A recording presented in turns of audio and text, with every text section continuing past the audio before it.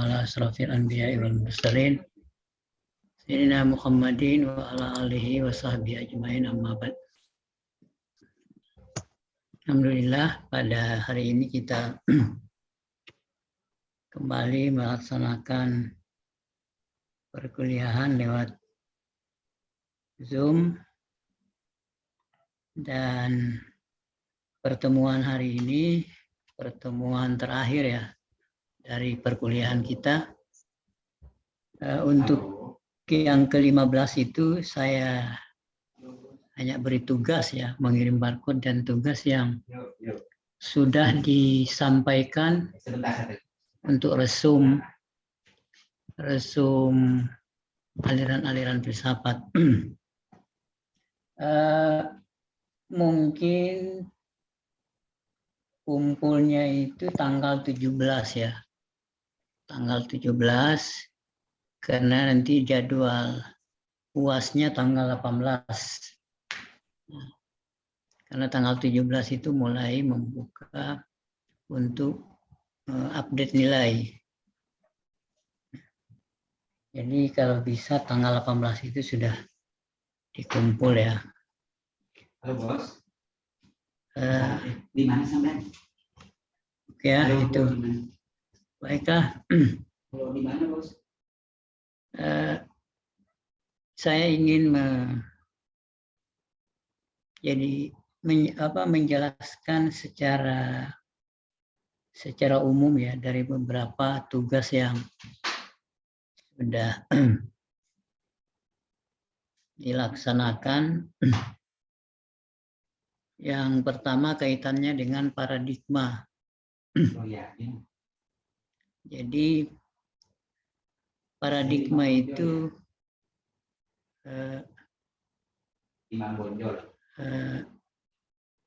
pencetusnya adalah Thomas Samuel Kuhn. Thomas Samuel Kuhn.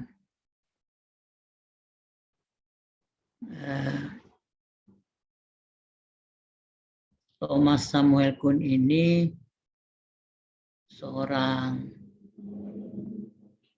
menyelesaikan studi doktornya itu dalam ilmu pasti di Harvard University. Kuhn melahirkan pemikiran paradigma itu karena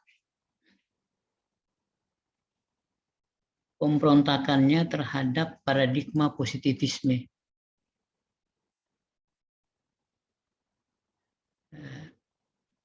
Sebelum Kuhn sesungguhnya juga ada ilmuwan-ilmuwan yang sudah menolak paradigma positivisme. Seperti kita lihat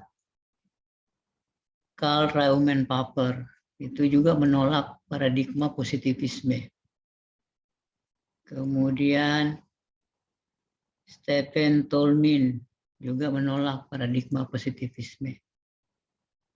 Kemudian ada beberapa lagi yang menolak paradigma positivisme. Nah, Kuhn itu kemudian sangat radikal dan memberi sumbangan pemikiran dan pengaruh yang sangat besar bagi positivisme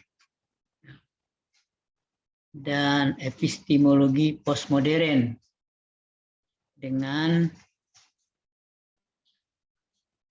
pluralisme paradigma ilmiahnya.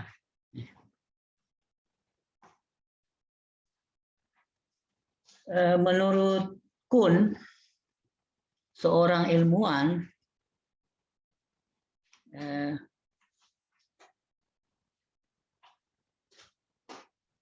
ilmu pengetahuan itu berkembang melalui revolusi ilmiah. Jadi menurut Kuhn, ilmu pengetahuan berkembang melalui revolusi ilmiah.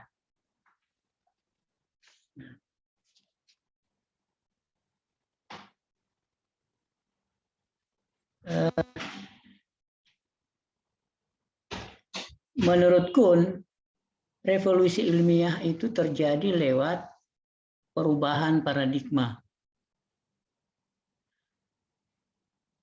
Jadi revolusi ilmiah menurut Kuhn adalah perubahan yang drastis yang terjadi dalam tahapan perkembangan ilmu pengetahuan.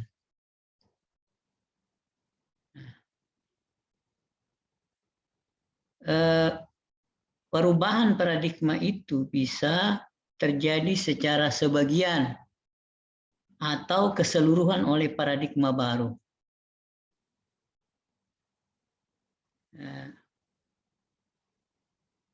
Tentunya dengan adanya perubahan paradigma ilmiah ya, menurut Kuhn akan mengakibatkan munculnya perbedaan yang sangat mendasar antara paradigma lama dengan paradigma baru yang menggantikannya. Oleh karena itu menurut Kuhn ya, perkembangan ilmu pengetahuan terjadi melalui lompatan-lompatan yang radikal dan revolusioner. Jadi melalui lompatan-lompatan yang radikal dan revolusioner dengan pergantian paradigma. Jadi pergantian paradigma. Kuhn sesungguhnya gini ya, dia adalah seorang ilmuwan yang radikal dan progresif. Tidak terlepas, jadi artinya ada pengalamannya sendiri sebagai seorang fisikawan ya, fisikus yang mengajar tentang mekanika klasik. Ya, tentunya ini pengalaman itu yang kemudian dia merasa harus ada perubahan paradigma lewat revolusi ilmiah.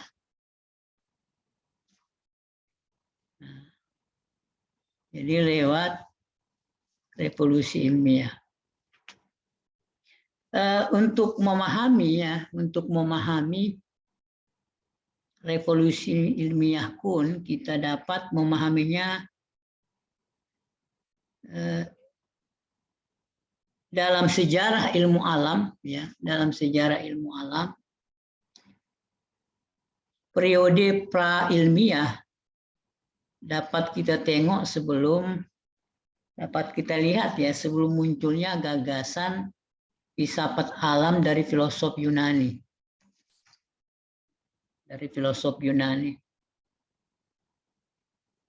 Jadi sebelum munculnya filosof Yunani ya, penjelasan segala sesuatu itu berdasarkan mitos-mitos, mitologi. Yang kemudian lahirlah filsafat Yunani yang kemudian memberikan penjelasan secara rasional, walaupun bersifat spekulatif. Yang tentunya tentang fenomena alam, kemudian tentang asal-usul alam, kemudian kehidupan masyarakat ya pada era itu. Jadi sesuatu itu ya kemudian dijelaskan oleh filsafat Yunani tentang fenomena. Oleh karena itu kemudian Aristoteles lantas mengemukakan istilah fisika ya. yang dibedakan dengan metafisika atau realitas yang tidak terindra. Realitas yang tidak terindra. Dan ia mengemukakan metode deduktif dan induktif yang kemudian mulai dipakai sebagai metode pendekatan filsafat. Jadi Kuhn itu mencoba untuk melakukan revolusi ini. Oleh karena itu maka kemudian metode yang pemikiran Aristoteles yang kemudian telah menghasilkan satu paradigma ilmiah yang dijadikan sebagai model untuk perkembangan dan penjelasan filsafat alam selama 1000 tahun ya. 1000 tahun lebih ya.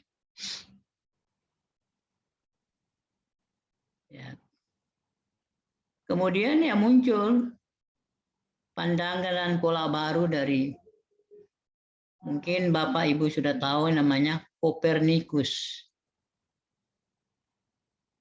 Kopernikus ini mengemukakan gagasannya. Dia mengatakan bahwa Kopernikus ini kemudian bahwa bumi sebagai pusat sistem tata surya dengan teori sebagai pusat sistem dan tata surya kita. Jadi penolakan dan serangan langsung terhadap pandangan Kopernikus ini muncul dari tokoh-tokoh gereja dan lembaga-lembaga astronomi.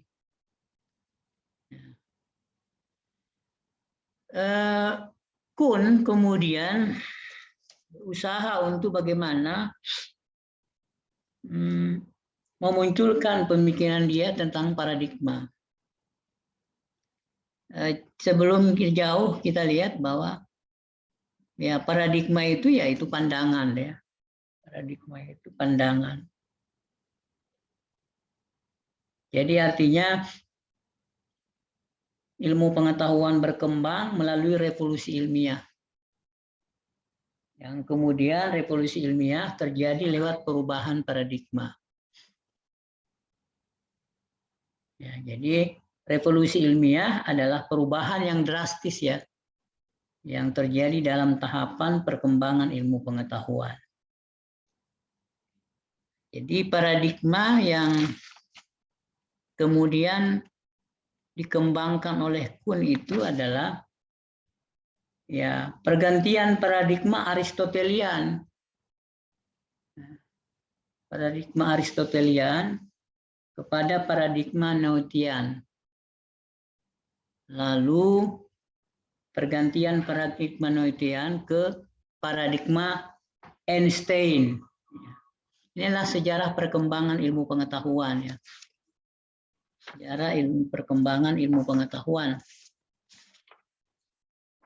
yang tentunya ini semua adalah penolakan terhadap positivisme. Ya kan kalau positivisme ini kan simpelnya itu ya yang pernah saya sampaikan, terjadi proses di mana perkembangan paradigma tidak berjalan, itu menurutku. Paradigma tidak berjalan. Jadi revolusi ya adalah perubahan drastis ya. Jadi dari paradigma Newtonian kepada paradigma Einstein.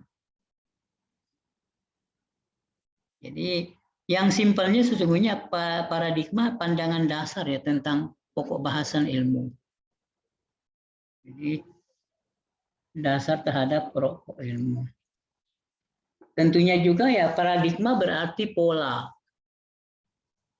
Pola atau model ya. atau skema.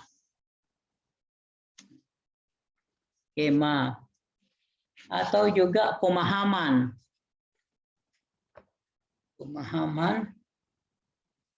Tentunya pada aspek-aspek tertentu ihwal realitas, kenyataan yang dikaji.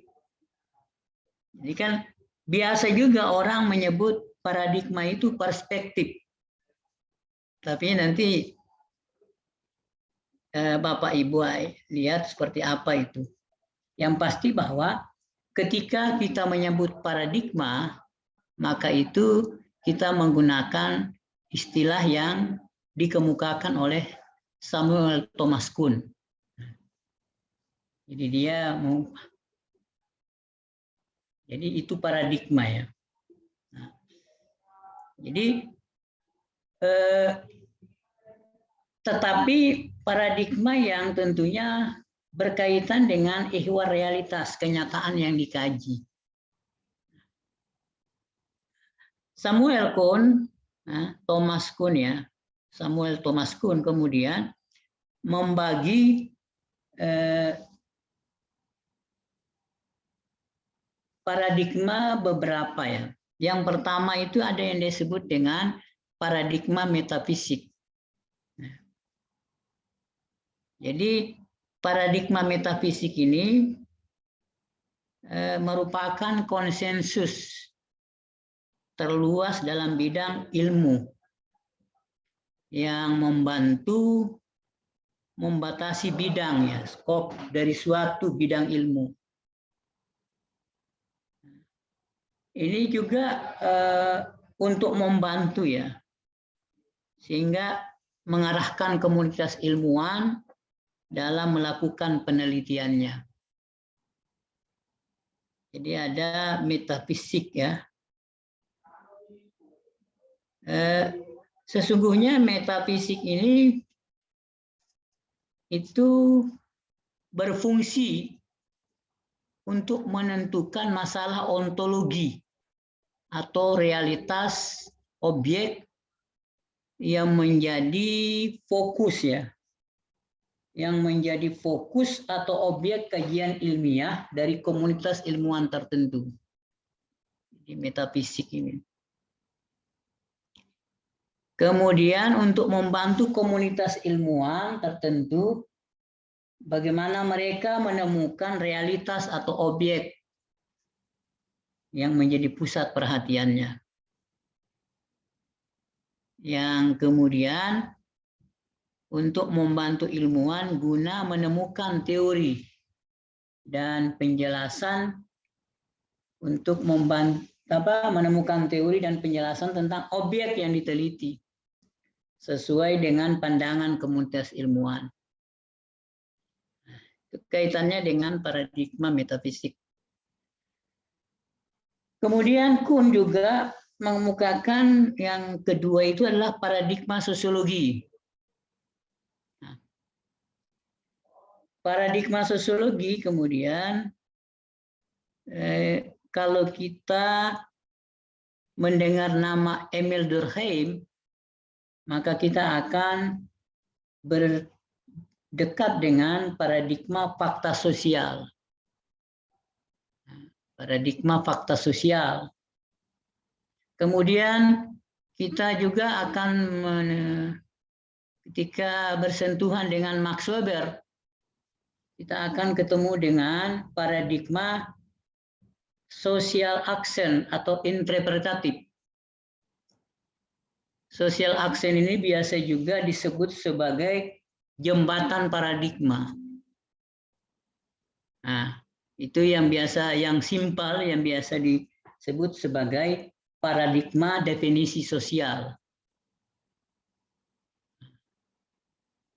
Kemudian selanjutnya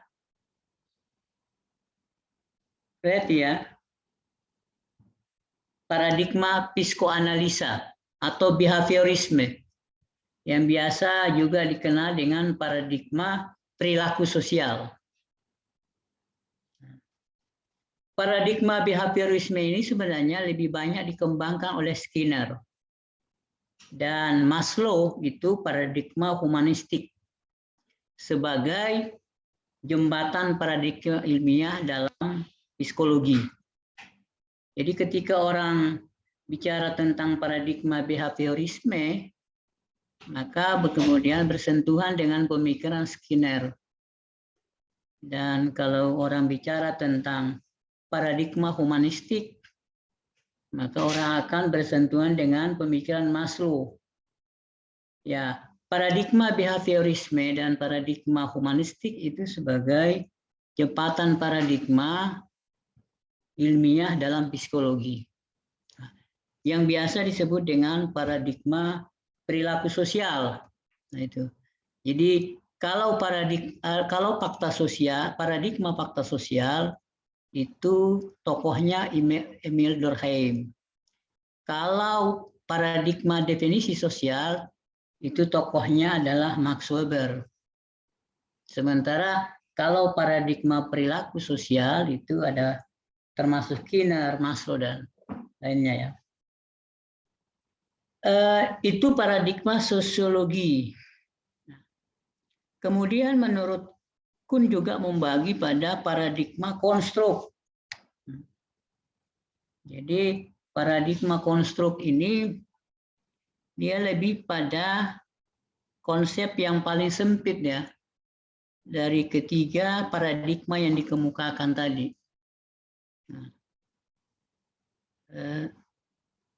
Sebenarnya paradigma konstruk itu lebih pada konsep yang kaitan dengan paradigma pembangunan reaktor nuklir yang kita sebut dengan paradigma konstruk di fisika nuklir dan mendirikan laboratorium. Ya, paradigma konstruk ini bagi psikologi eksperimental. Ini kemudian dikembangkan oleh Masterman. Jadi kalau Bapak Ibu ingin memperdalam tentang paradigma sosiologi, baik itu pemikirannya Durkheim, Weber, dan Skinner, dan Maslow, itu bisa membaca buku Sosiologi Ilmu Pengetahuan Berparadigma Ganda yang disusun oleh Ritzer. Ya. Itu konsep paradigma konstruk ya, paradigma konstruk. Itu mungkin secara umum ya pikiran dari paradigma Samuel Thomas Kuhn. Sekarang kita masuk ke hermeneutik ya, hermeneutik.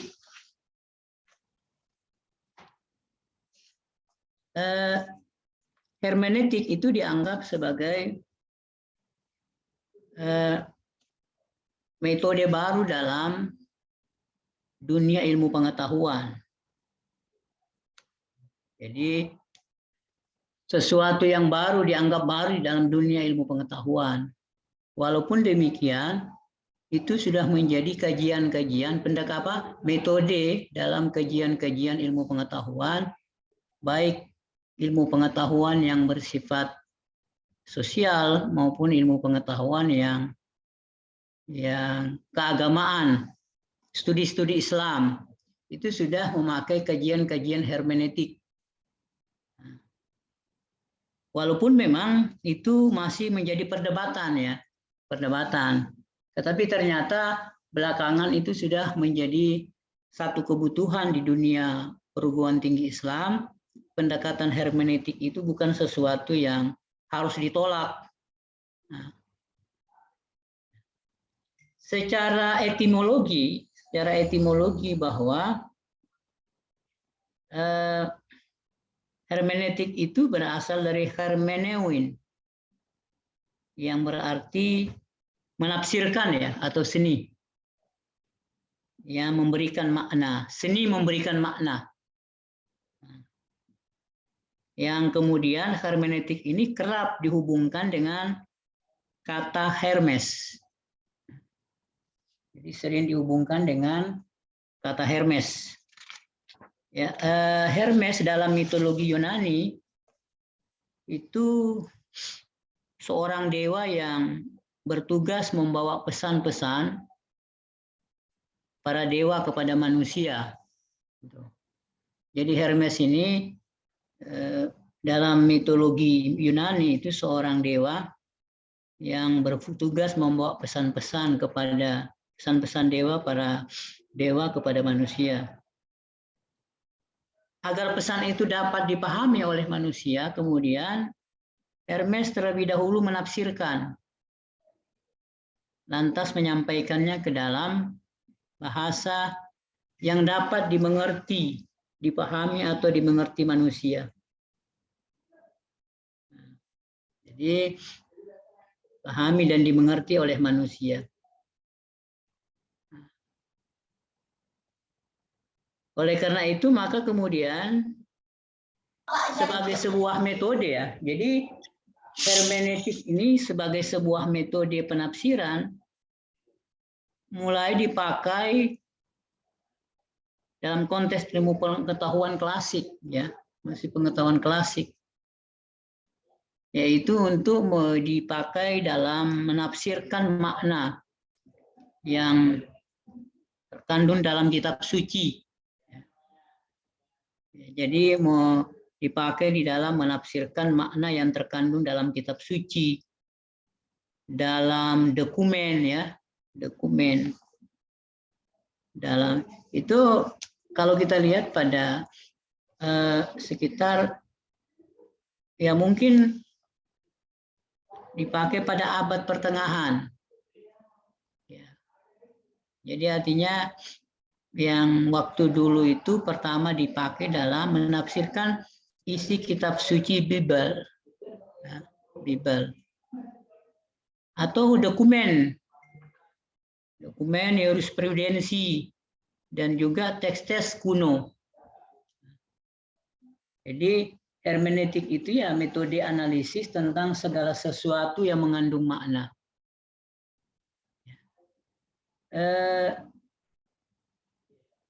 Sebenarnya tokoh-tokoh dari hermeneutik ini ya banyak ya. Ada Jürgen Habermas, ada Gadamer, ada Appel, ada Recover, dan seterusnya ya. Itu banyak. Ya, kalau orang bicara tentang yang banyak dipakai itu kan biasanya hermeneutik Gadamer, baik dari sisi kajian tentang politik, tentang ayat-ayat suci, nah itu masih banyak menggunakan metode yang dari Gadamer, menafsirkan makna-makna ya, makna-makna.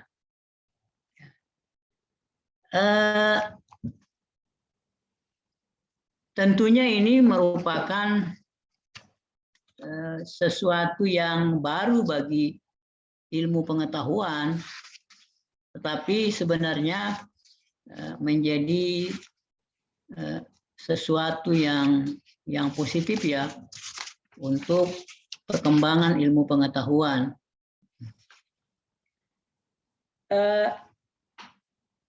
Ada beberapa jenis ya hermeneutik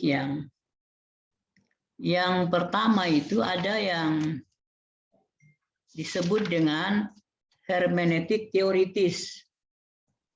Jadi hermeneutik teoritis. Nah, hermeneutik teoritis ini yang mencari makna atau pemahaman yang sesuai dengan maksud penulis atau pengarang teks. Jadi apa maksud ya? Artinya makna yang sesuai dengan maksud penulis pengarang.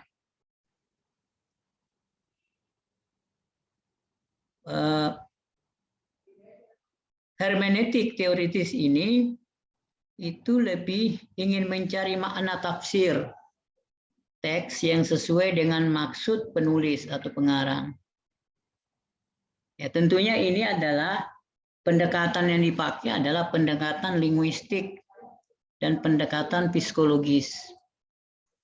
Ya, untuk memahami makna penulis itu ya pendekatannya adalah pendekatan linguistik dan pendekatan psikologis.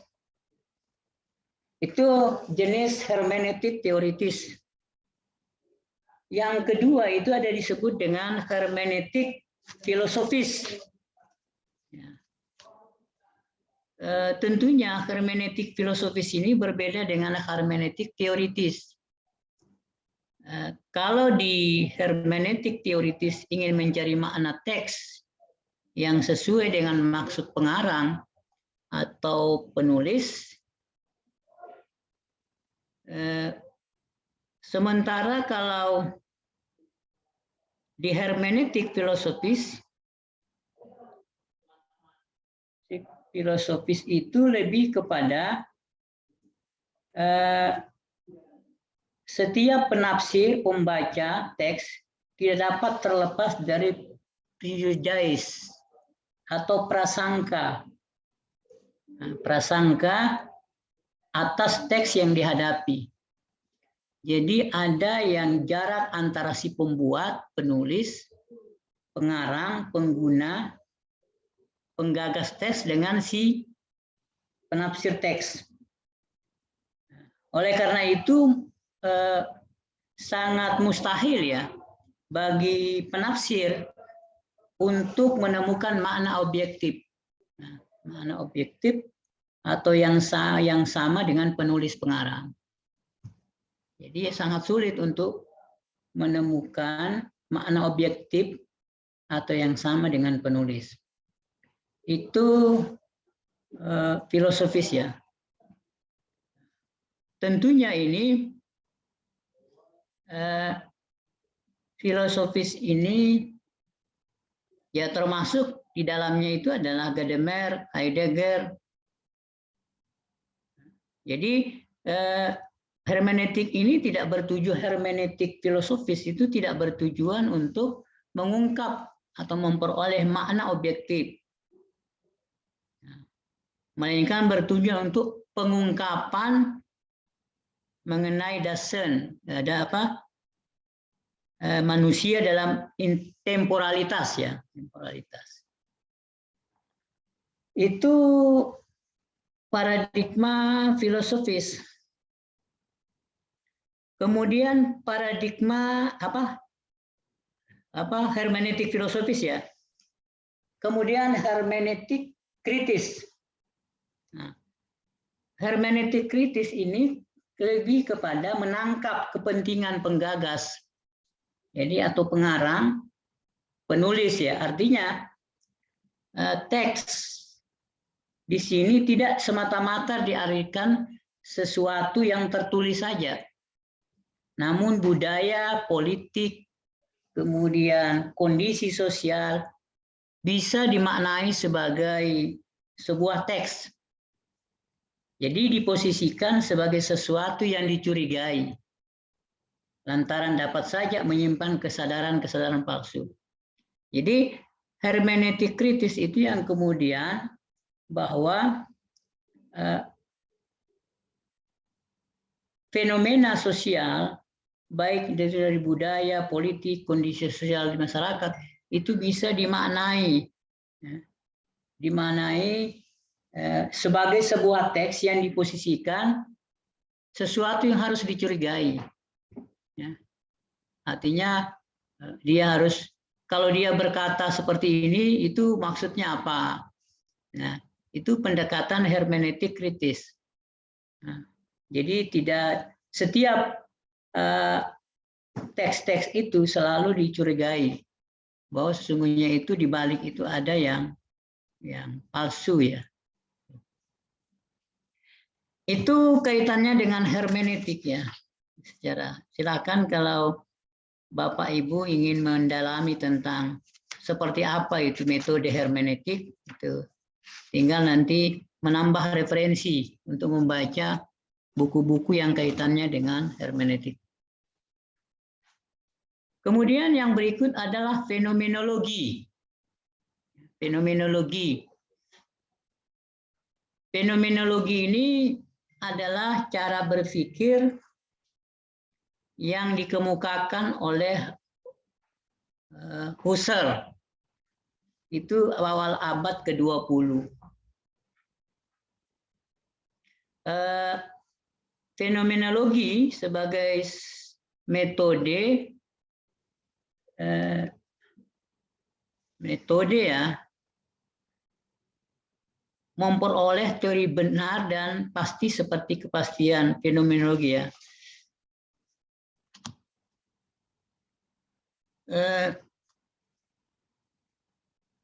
Kata fenomenologi itu ya dari fenomenon ya dan logos.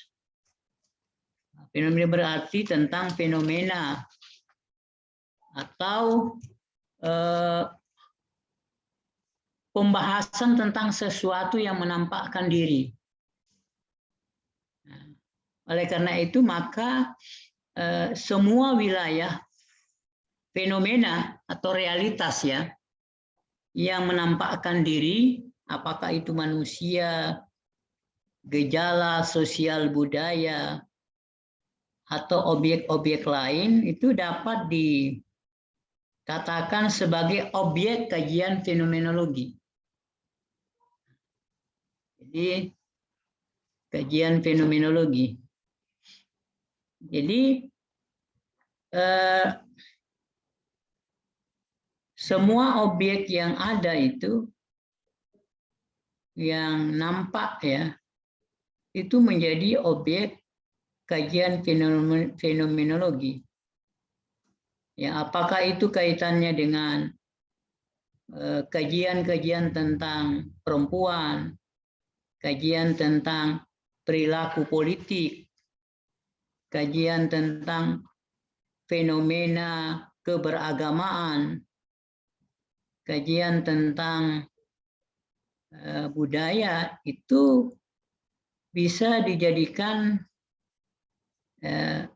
fenomenologi itu sebagai metode ya,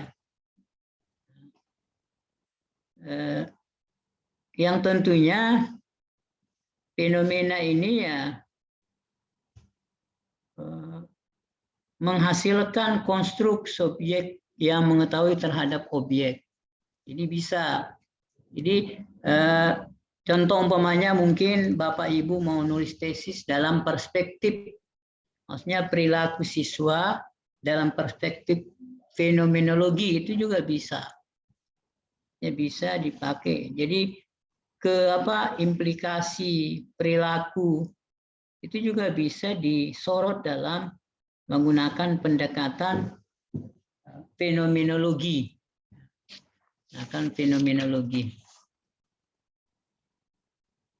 Tentunya di sini banyak tokoh-tokoh fenomenologi ya yang punya pikiran-pikiran baik itu tentang ilmu pengetahuan modern maupun yang berkaitan dengan hal-hal yang bersifat intensionalitas. Kemudian seperti apa tentang fenomenologi itu sebagai analisis eksistensial dan lain sebagainya ya. Saya pikir ini sebagai penutup ya dari perkuliahan kita pada semester ini. Seperti yang saya sampaikan di awal bahwa nanti tanggal 18 kita UAS. Kemudian diharap karena saya tidak ada UAS tertulis, tapi secara administrasi tetap menyerahkan soal. Tugas yang ada itu adalah resum ya. Resum dari aliran filsafat, dari empirisme, sampai pada kritisisme ya. Yang sudah saya sampaikan, itu di resum. Sebenarnya saya membutuhkan bukti fisiknya. Ya, saya membutuhkan bukti fisiknya sebagai pertanggungjawaban secara administrasi akademik. Nah, karena ini kan perkuliahannya sudah offline ya, offline dan online. Maka mungkin kalau untuk bukti yang online-nya saya punya tugas-tugas Anda itu, tapi yang untuk resum sebagai bukti fisiknya saya membutuhkan itu. Oleh karena itu mungkin itu dijilik, kemudian bisa disampaikan itu ya sekitar tanggal 18 ya. Jadi bisa disampaikan di ruangan saya, di ruangan lantai 2 dosen ya. Itu ditaruh aja di kursi, di situ ada kursi. Kalau memang nggak ada manusia di situ, ada kursi disimpan di situ aja. Yang penting dijilid bentuk itu, karena itu adalah tugas pengganti UAS. Ya. 18 itu sudah bisa masuk, karena itu hari di mana kita UAS-nya ya, jadwal UAS untuk mata kuliah. Tetapi untuk barcode sekali lagi itu nanti saya akan sampaikan tanggal 17. Jadi tanggal 17 itu barcode yang pertemuan ke-15, berarti untuk UAS-nya itu tanggal 18. Oke, saya pikir sampai di sini. Saya terima kasih atas partisipasi Bapak Ibu dan mohon maaf atas segala kekurangan selama mengampu mata kuliah ini dalam 1 semester. Semoga kita sehat. Terima kasih dan mohon maaf. Assalamualaikum warahmatullahi wabarakatuh. Waalaikumsalam Waalaikumsalam warahmatullahi wabarakatuh. Terima kasih Ustaz.